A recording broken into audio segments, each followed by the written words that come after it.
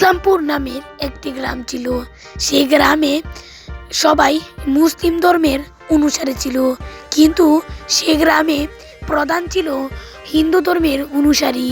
আর সেই সময় মাহে রমজান চলে এসেছিল, তার জন্য গ্রামে তারা উলটপালট ছড়িয়ে দিয়েছিল।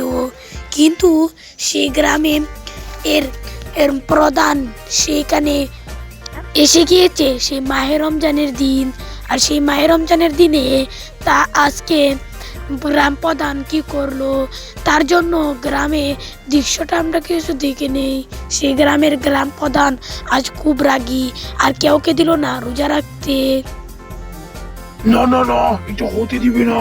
না, এটা আমার গ্রামে, আমি হিন্দু, সবাই হিন্দু হতে হবে। আমি হিন্দু থেকে সবাই তো হিন্দুই হবে। আজকে একটা বিদ করতে হবে। এই কাসির, কাসির, তাড়াতাড়ি চলে আয় কাসির। হ্যাঁ, আজকে একটা বিদ করেই ছাড়বো, বুঝলেন? আজকে হুজুর কিসের জন্য আমাকে ডাকলেন হুজুর?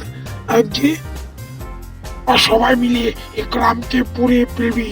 আর কেউ বুঝেছিস, পুড়িয়ে ফেলবি। আর যে রোজা রাখছে তাকে চুরি দিয়ে পালিয়ে মেরে ফেলবি, বুঝলি?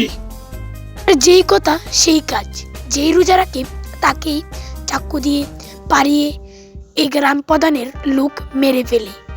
আর অনাহারে মানুষগুলো একদিন গ্রামের লোক সবাই সমাবেশে বসে, আর তারা বলতে থাকে, আমরা কি করব এখন, কারণ গ্রামে তো অনেক দুষ্কর্ত এসেছে, যে রোজা রাখি তাকে মেরে ফেলে। আমি একটা বুদ্ধি পেয়েছি। সে বুদ্ধি হলো, এই গ্রামকে আমরা আল্লাহর কাছে আমরা দোয়া করি, আল্লাহ মনে হয় আমাদেরকে মাফ করে একে মেরে ফেলবে, বুঝলি? একদিন শুরু হয় প্রচুর বৃষ্টি, আর সেই বৃষ্টিতে গ্রাম প্রধান টাডা খেয়ে সেইখানেই মারা যায়।